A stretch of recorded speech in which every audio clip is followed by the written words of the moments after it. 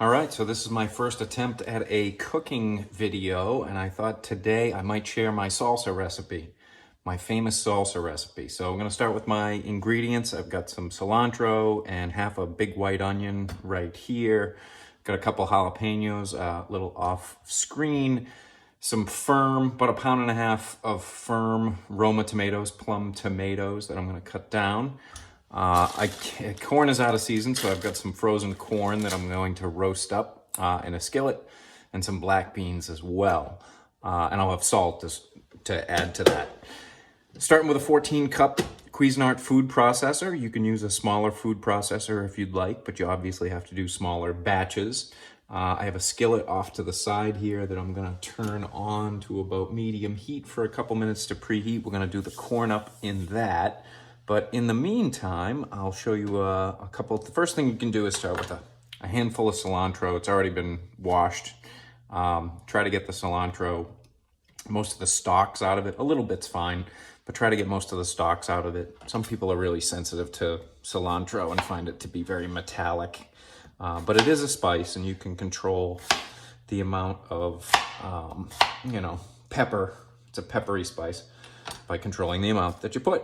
And I got a white onion, half a white onion I just chopped up pretty loosely. I'm gonna throw that in there. And then for tomatoes, I like to take the top off of the firm tomatoes, cut them in half, and then squeeze the juice out of them in the sink. And I do that because I like the salsa to be a little chunkier. And if you'd like it to be a little more watery, a little more like store-bought salsa that comes in a jar or a can, you can leave this gelatin in, but I strip it out of all of the tomatoes when I use them. So I'm gonna do that right now, and then I'll be back in just a sec. Okay, so I have de-gelatinized a lot of those tomatoes. I've got about half my tomatoes in the food processor right now, along with the white onion and the cilantro. Put that on top, and then you wanna pulse relatively lightly. Don't go too fast because you'll turn it all into soup.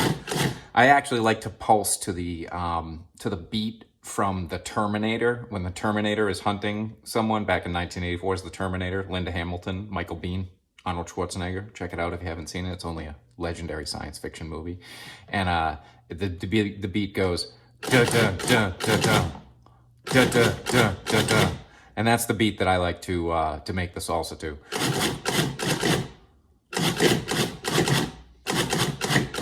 And it's getting to the level I like it, maybe one more turn, and that's it. It's ready to get transferred to the big bowl.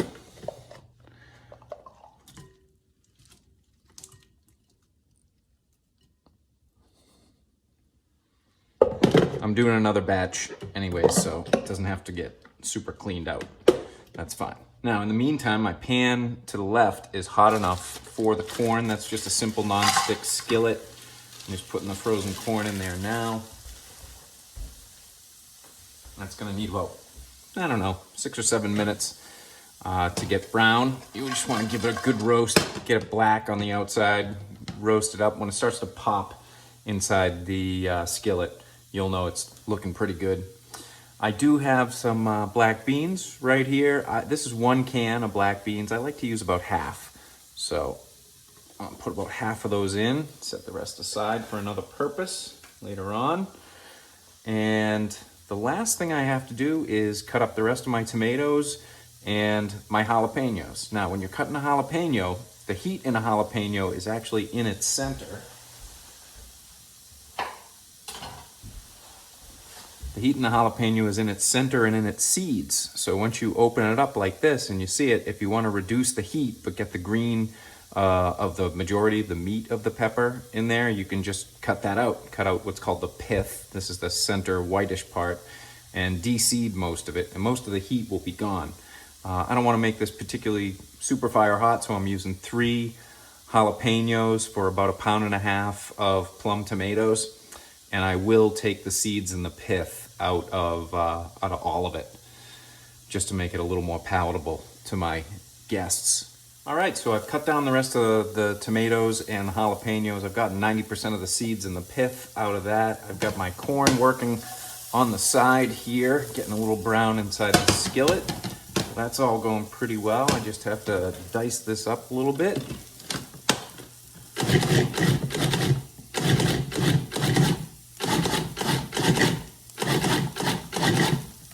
This time around, I did leave some of the gelatin inside the tomatoes. The first batch was really chunky, and I want it to hold together a little bit more than that. So I'm going to actually hit this a few extra times in the food processor to get a little different level of cut and to get it a little soupier, and that'll all bind together quite nicely. So you see that this one is a little frothier, a little soupier, but mixed with the other batch,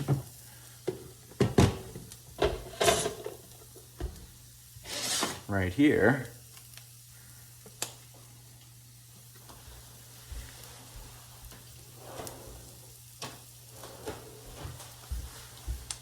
just grab a spatula to scrape this down because we're all done with the food processor at this point.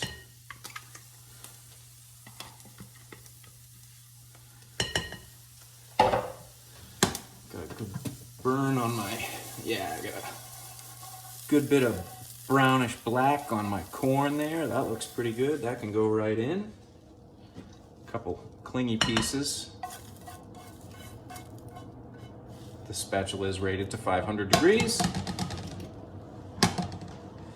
And I want to turn that all together. Turn that all over.